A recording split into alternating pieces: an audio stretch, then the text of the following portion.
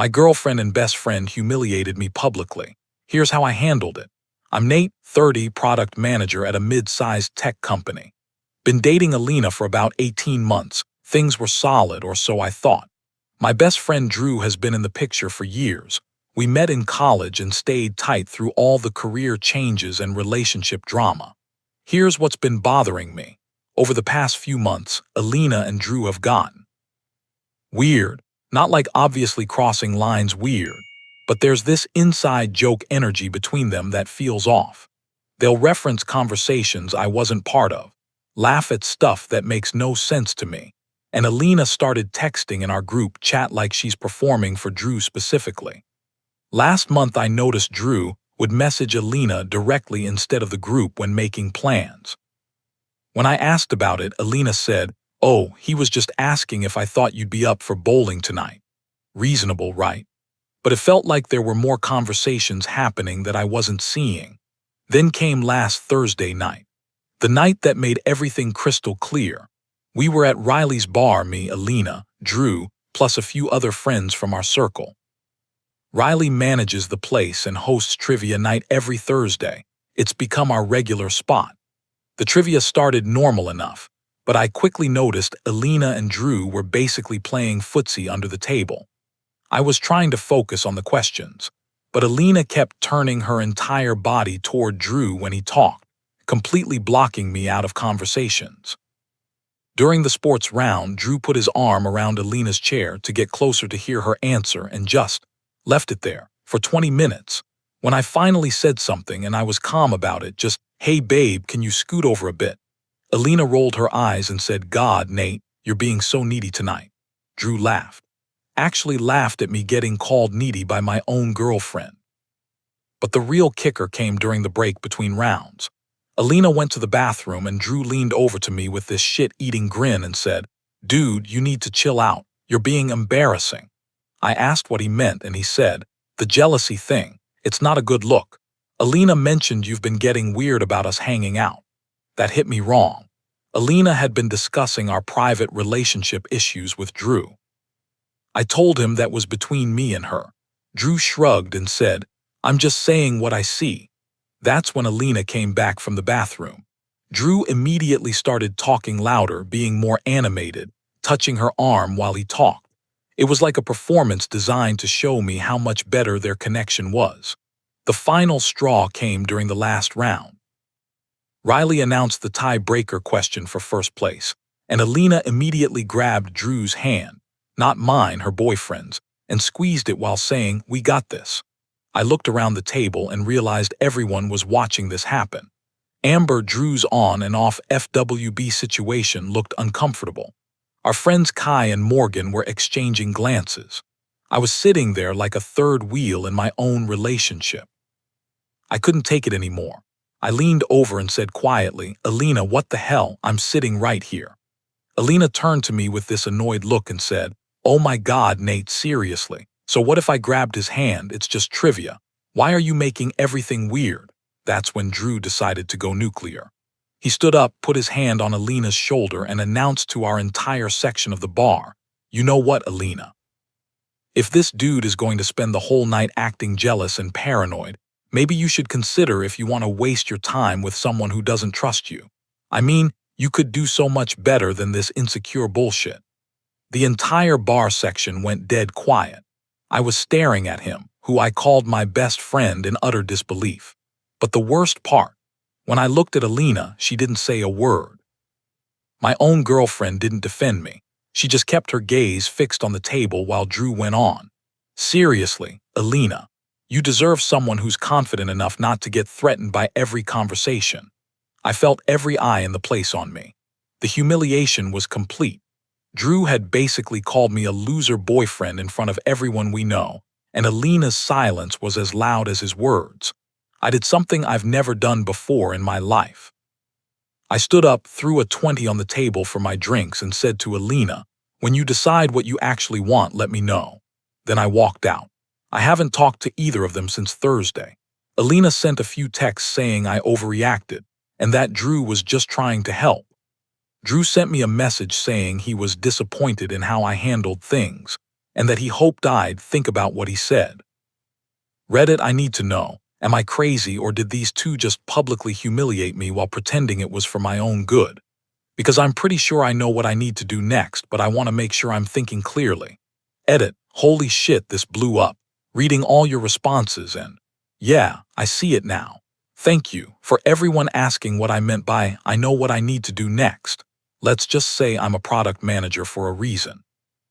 I like clean, systematic solutions to complex problems. Update 1. I've spent Friday morning reading every comment and realized I'd been getting played for months. The gaslighting, the public humiliation, Alina's complete failure to defend our relationship. It was all calculated. But here's the thing about being a product manager. When you identify a problem, you don't get emotional. You gather requirements, assess resources, and execute a solution. I treated this like any other project that needed to be wrapped up cleanly. So I spent Friday morning making lists like the obsessive product manager I am. First, I realized Alina had access to basically my entire digital life: Netflix, Spotify, Amazon Prime, even my Apple ID. She had a key to my place and half her wardrobe was in my closet. Then I started thinking about Drew and all the money stuff that had been piling up between us. Concert tickets for next month that I'd fronted, $340. His share of Kai's bachelor party airbnb, $280. Gas money from road trips he kept forgetting, to pay back $95. Plus this wedding gift deposit I'd put down that we were supposed to split, $150. But the thing that really clicked was remembering this conversation I'd had with Mara from my company HR a few weeks back. She'd mentioned there was a transfer opportunity in our Austin office, senior role, 15% raise, promotion track. I'd been hesitant because of Alina, but suddenly that seemed like the perfect fresh start. Alina wasn't even on the lease. I'd been covering most of the rent anyway because her freelance income was inconsistent. Drew and I had no real entanglements except him owing me money. So Friday afternoon I got to work. I changed every password Alina had access to, all of them. Then I removed her from family sharing and took her off my car insurance. I took screenshots of everything for documentation. I packaged all of Alina's belongings from my apartment, clothes, toiletries, books, everything neatly packed in boxes with an itemized list. Then I sent her a single email. Alina, after Thursday's events, I've decided we need space to reevaluate our relationship. Your belongings are packed and ready for pickup. Please coordinate with Riley to collect them from the bar. I've already arranged this with her. I've removed your access to my accounts for both our privacy during this time. I hope you find what you're looking for. Nate, professional, clean. No emotion for her to use against me. Saturday morning, I dealt with Drew. For Drew, I took a different approach. I sent itemized invoices through Venmo for everything he owed me with 30-day payment terms and a professional memo line. Outstanding balances per our agreement. Then I sent him a text. Drew, I've sent invoices for the amounts you owe me. 30 days to settle up. After Thursday, I think we both know where we stand. No accusations, no drama, just business. Monday morning, I called Mara and accepted the Austin transfer. She was thrilled. Apparently, they'd been hoping I'd say yes for months. Start date, 3 weeks out. Salary bump, better title, completely fresh start. I also reached out to Riley and explained I'd be moving soon, but wanted to make sure there were no hard feelings about Thursday night. Riley actually laughed and said she'd been wondering when I was going to wake up. Apparently, Alina and Drew's behavior had been obvious to everyone except me. Not gonna lie, I had to laugh at myself for that too. But better late than never, right? Alina called me Saturday afternoon, furious. She couldn't log into any of our accounts and found her stuff packed up at Riley's bar like she was getting evicted. She demanded to know what I was trying to prove. I told her exactly what I told her in the email. We needed space, and I was creating healthy boundaries. When she started yelling about how I was being vindictive and punishing her for having friends, I said, Alina, Thursday night you sat silently while another man told a bar full of people that I wasn't good enough for you. I'm just creating space for you to explore that opinion. She hung up on me. Drew's response was more interesting. He called Sunday night, clearly drunk, asking what my problem was and why I was being petty about money. I reminded him these were legitimate debts he'd been putting off for months. He said he'd never agreed to pay for those things, and that I was trying to punish him for telling me the truth. I said, "Drew, you told a room full of people that Alina deserves better than me. I'm just making space for you to prove that. Pay me what you owe me and we can both move on with our lives." He hung up too. The best part of all this, I feel lighter. For the first time in months, I'm not walking on eggshells or questioning my own perceptions. I'm not wondering if Alina's texting Drew or if I'm being too needy when I want basic respect in my relationship. I start my new job in Austin in 2 weeks. I'm excited about it for the first time in my career. I've already connected with a hiking group there and started looking at apartments near downtown. Edit. Drew did pay the invoices eventually, all of them. Apparently having 30 days to think about it helped him remember our agreements. Meanwhile, Alina has been blowing up my phone since she found out about Austin. First it was, "We need to talk before you make any huge decisions." Then it escalated to, "You can't just run away to another state because of one bad night." Her latest text was, "Fine, if you want to throw away our relationship over Drew being an asshole, that's on you." Funny how she's throwing dirt at Drew now instead of, "He's just trying to help," once the consequences hit. I didn't waste time responding to any of those. Update 2. A lot of you asked how the friend group was handling everything. Well, I found out. Since I'm moving to Austin in a week, I decided to throw a going-away party. I wanted to see everyone before I left, and honestly, I was curious about the social dynamics after the trivia night incident.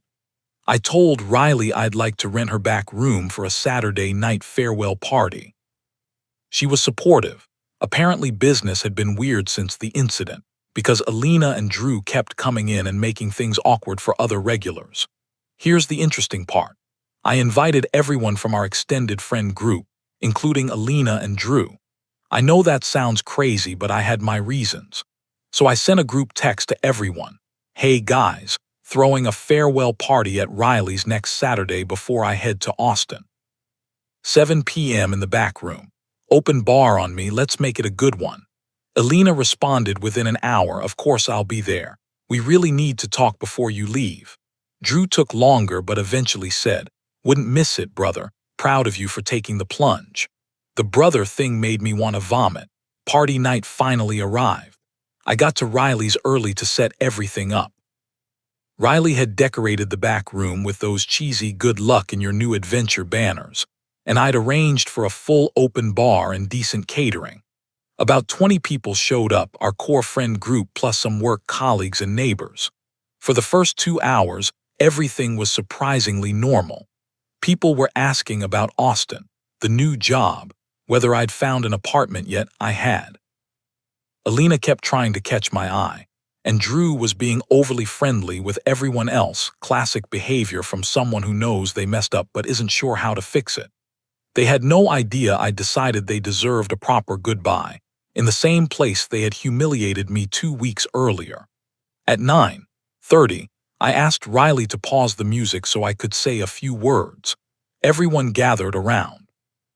I started simple. "I want to thank everyone for coming tonight. Moving to a new city is scary, but having friends like you makes it easier." Then I pivoted. "The past few weeks have taught me a lot about boundaries, respect, and what real friendship looks like. Some lessons come from positive examples." I gestured to Riley, Kai, Amber, and a few others. "These people have shown me what it means to have someone in your corner."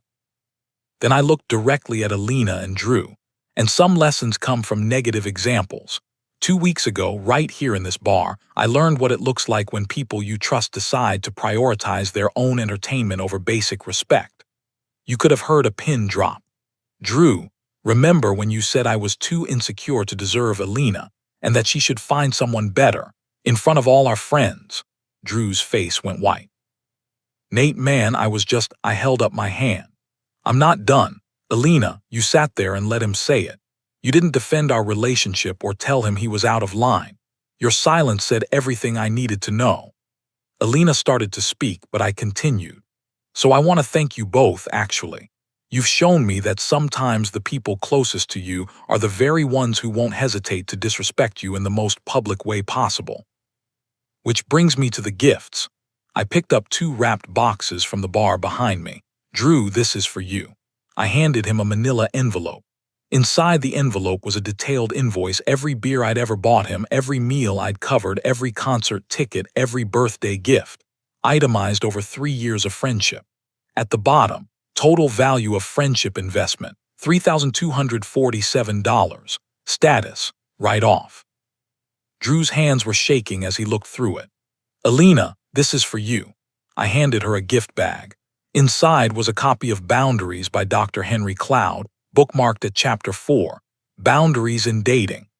Also included was a timeline I'd put together, every incident over the past 3 months where she'd prioritized Drew's attention over our relationship, complete with dates and witnesses. I thought you might want to read up on what healthy relationships actually look like, I said. The timeline is just for reference, helps with self-reflection. The room was dead silent. Alina was crying. Drew looked like he wanted to punch me or run away, maybe both. I'm not sharing this to hurt you, I continued. I'm sharing it because 2 weeks ago, you made our business everyone's business. You turned my relationship into public entertainment. You made our friend group choose sides by creating drama in our shared spaces. I looked around the room. So I wanted everyone to understand exactly what happened since you were so eager to have an audience before. I raised my beer. Here's to Austin. Here's to fresh starts. And here's to knowing the difference between people who build you up and people who tear you down for sport. About half the room toasted with me. The other half just stood there looking uncomfortable. Alina ran to the bathroom crying. Drew crumpled up the invoice and threw it on the floor, then stormed out of the bar entirely. Amber picked up the crumpled paper, smoothed it out, and handed it back to me without saying a word. Kai came over and shook my hand. That was the most brutal thing I've ever seen someone do with complete class, he said. Respect. Riley announced last call and started playing music again. The party continued, but obviously the energy had shifted. Here's what I realized during all this. I didn't need Alina and Drew to admit they were wrong. I didn't need them to apologize or change or suddenly become different people. I just needed everyone, especially myself, to see the situation clearly. No gaslighting, no reframing, no, you're being too sensitive. Just the facts presented calmly and systematically. By the end of the night, there was no ambiguity about what had happened 2 weeks ago or why I was moving to Austin. I fly to Austin tomorrow. My stuff is already on the moving truck. My new apartment has a balcony and a view of downtown. I feel freaking fantastic. Final update.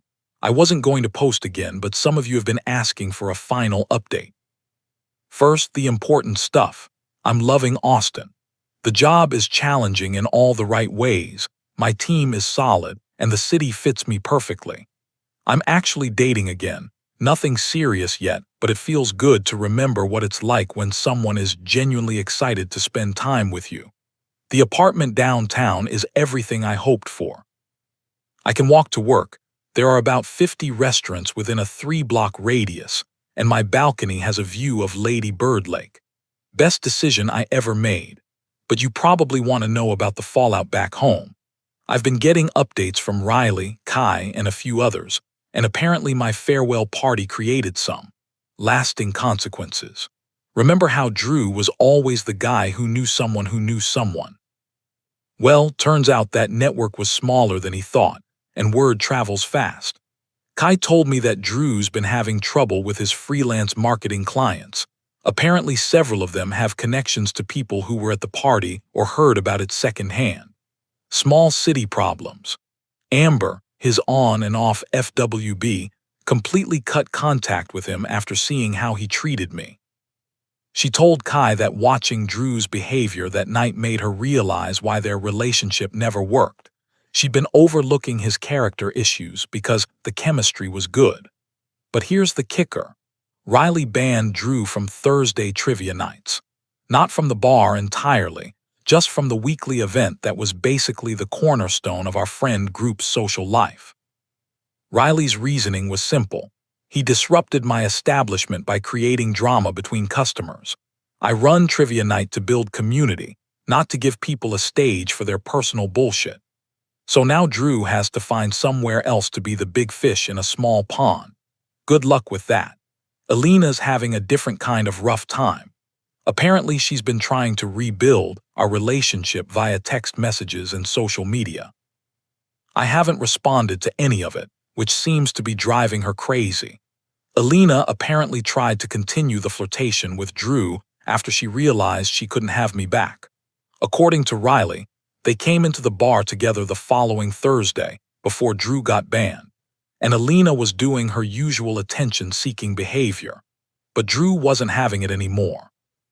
Without me there as the jealous boyfriend they could play against, their dynamic just became awkward. Alina trying too hard, Drew realizing he didn't actually want her, just the ego boost of taking her away from me. They had some kind of argument in the parking lot that night, and Drew apparently told Alina that she was reading too much into their friendship. So Alina lost both relationships. Chef's kiss. This has been the most interesting part to watch from a distance. Our friend group basically imploded after the party. Kai, Amber, and Morgan immediately started their own group chat without Alina and Drew. Kai visited me in Austin last weekend and told me the vibe is so much better without the constant drama. Amber said she feels like she can actually enjoy hanging out again, instead of walking on eggshells wondering if Alina and Drew were going to start their weird flirtation show. A few people are trying to stay neutral and maintain friendships with everyone, which honestly just means they're getting dumped on from all sides. Morgan told me that one of our mutual friends, Alex, keeps getting long vent sessions from Alina about how I abandoned her and threw away our relationship over nothing. Meanwhile, Drew keeps complaining to anyone who will listen about how everyone became fake friends who turned on him. As for Alina and Drew, well, they have each other, right? Except they don't. Without me there to be the jealous boyfriend, they had nothing to bond over. It's actually kind of hilarious. Remember how I mentioned Drew used to get freelance work through connections in our friend group? Well, that's dried up. Not because people are actively boycotting him, but because nobody wants to recommend someone who publicly demonstrated such poor judgment and character. Kai owns a small marketing firm and told me he'd been considering bringing Drew on for some projects. After the party, he decided against it. I can't have someone on my team who I can't trust to maintain professional boundaries, he said. Meanwhile, my Austin job is going better than I could have imagined. I'm already getting pulled into high-visibility projects, and my manager hinted that there might be a team lead position opening up by the end of the year. I mentioned I'm dating again, and it's been revelatory. We've been on 4 dates now, and the difference in energy is night and day. Emma is curious about my life, asks follow-up questions about my work, and when she makes plans with friends, she invites me or explains why it's a girls-only thing. Basic respect feels revolutionary after 18 months of Alina's games. I'm not angry anymore. Alina and Drew are dealing with the natural consequences of their choices, and I'm building a life that doesn't require managing other people's drama or justifying my basic expectations for respect. To everyone who commented on my original posts with advice and support, thank you. You helped me see the situation clearly when I was still caught up in the gaslighting. This community can be pretty amazing when it wants to be. I'm done posting about this saga, but I wanted you all to know. The nice guy doesn't always finish last. Sometimes he just moves to Texas and lives his best life.